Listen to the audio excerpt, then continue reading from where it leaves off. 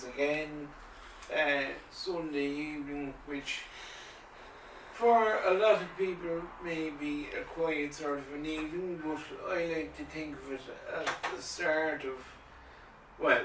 technically I suppose it is the start of the week, but it's the start of the few days where I get most of my bits and pieces to do with the vegetable operation moving, because I have my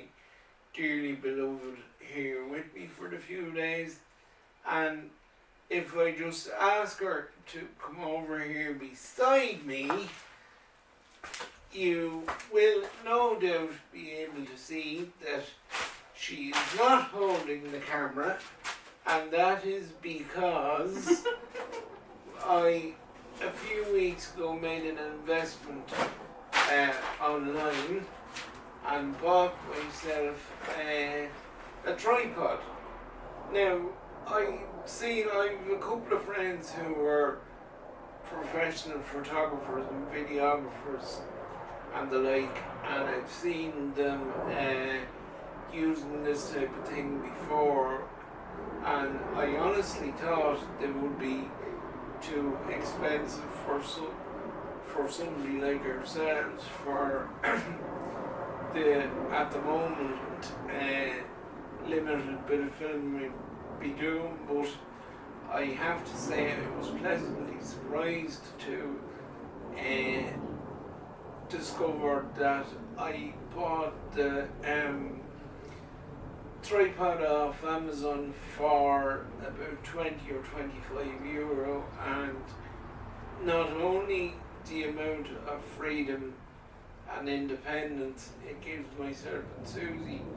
particularly herself, from, because the camera is a fair bit of weight when you have it strapped on your neck or lugging it around, but not only that, please God, it will give us better shots of what we're at, and it means that because the camera is now sitting on the tripod,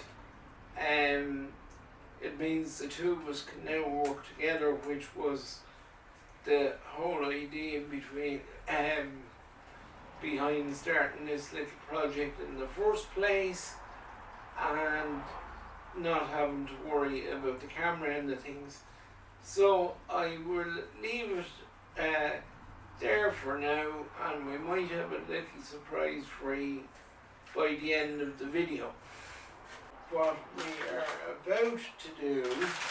as my beloved gathered up the bits and pieces off the table, which we actually only brought out, but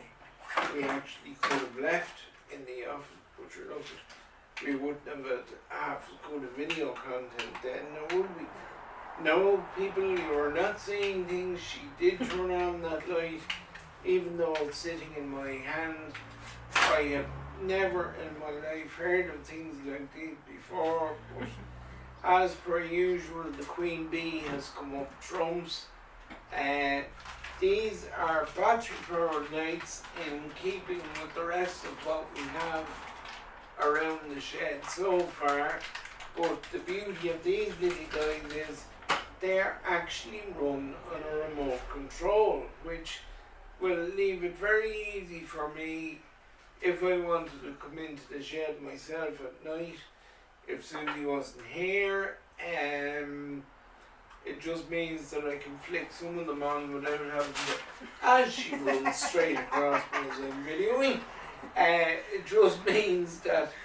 I can come out and only put some of them on if I just want to potter around in here for a short time. There's actually a timer on the remote control which allows you to put some of them on for 30 minutes at a time. So again, a totally new, innovative thing to me, and I will pop back onto you when, please God, we have them all up, and we might even have another little surprise for you by by the end of the video, but there's a bit of logistical manoeuvres has to be done for that to be possible, so just please stay tuned and you never know what you see. Now, ladies and gentlemen, you join us in Boylan Talk Sport HQ. As you probably gathered by now, we're no ordinary sports website in that we are far from just solely a sports website, because there are many other facets of my life besides sport, biggest of which is and always will be farming. As I've been at pains to point out already this year, our dry stock beef enterprise has been parked for the time being, and I stress only parked. But as a bit of farm diversity and by way of keeping myself sane with all the turmoil that's in the world, we have developed a nice little vegetable farm for ourselves, as well as obviously doing the sports writing all the time as well, and luckily enough things like snooker and darts and that running much later in the year, and indeed the Premiership running much later in the year, have left me with no shortage of material for writing. So tonight you're actually going to get a unique mix of the two strands of the business more or less coming together in the one, because as you can hear rather than see behind me, or maybe both, Susie is in the middle of reassembling the second greenhouse, which I would have met if I back away from the camera. You might see a bit more of it there. Which, you know, we couldn't find a greenhouse anywhere. Found this one and started to realise maybe this one was available because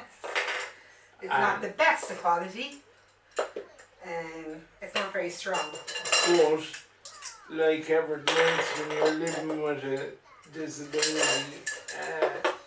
a little bit of improvisation to make anything doable. So, just when we thought we had all our supplies bought for the time being, the little bit of a, I won't say a setback, but being knocked a little bit sideways with the second greenhouse meant that we went off and purchased a glue gun, which is something that I've never seen or heard of before. A hot glue gun, which is actually electric, believe it or not, and I don't know if the camera's picking it up, but what it is actually, I have a couple of sockets on the back of the table where I do all my writing and stuff. So Susie has actually plugged the glue gun into one of said sockets and is now presently beginning the rather arduous task of reassembling the greenhouse again. The hopes. We hope it'll look a bit more like a permanent job this time. One thing I can guarantee you, knowing both their personalities, that we'll keep at it until we make it work somehow or other. And because there's always a solution to any problem. Just as I say, like living with a disability, sometimes you have to think a little bit outside the box. So with that, I will leave you be for the time being while Susie keeps working away and putting the greenhouse back together. I am going to start writing another, I was going to say a short bit, but knowing me, it probably won't end up being a short bit, but I'm just going to start writing another article for the website, because as any of you that have any inclination towards GAA will know, the Me.Or Football Championships kicked off over the weekend, and I know where in the past people would have said, and they've said it about better writers than I, even the greatest of them all, Con Houlihan, how can you comment on something when you're not really there? Well, as we now know,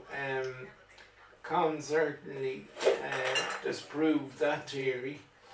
and I like to think I do a fair job with myself. Certainly over the current weekend, doing so has been made a whole lot easier due to the innovative and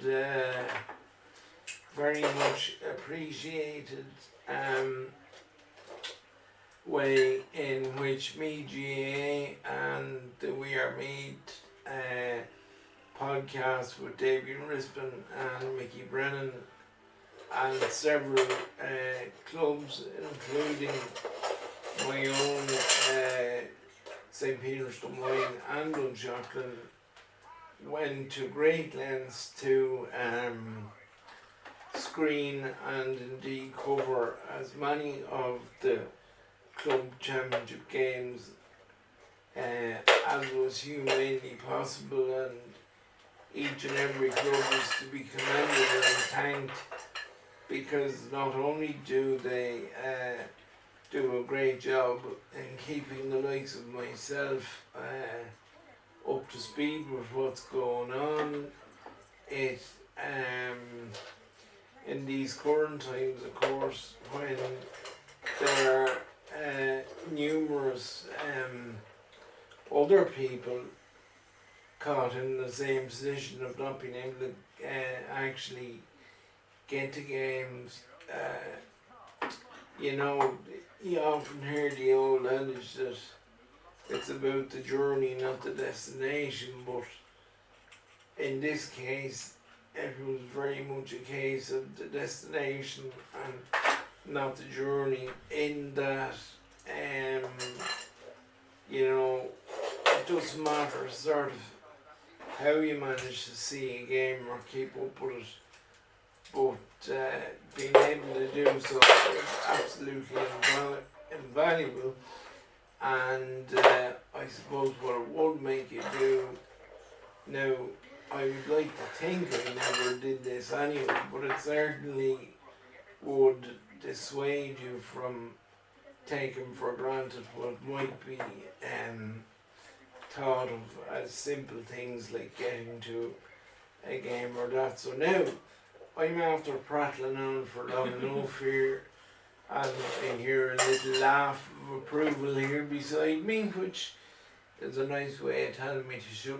shut up. So does that work? I'm going to go back over now and write a bit, and sure, you can watch the two of us doing what we do here, and we'll check in with you after a while with a progress report. So we are, I don't know if you notice, over our heads we have, if I could get the camera lady to just pan up. Yes. As well as the additional lighting, I better also mention, or I'll be shot, that I don't know if you can see, but to my left hand side we have reassembled, well, that is to say, Susie has reassembled the second greenhouse with the assistance, and my God, what is she doing out in the rain? We reassembled the second greenhouse with the assistance of the glue gun, which I may have mentioned earlier, and good old trusty masking tape. Now, my original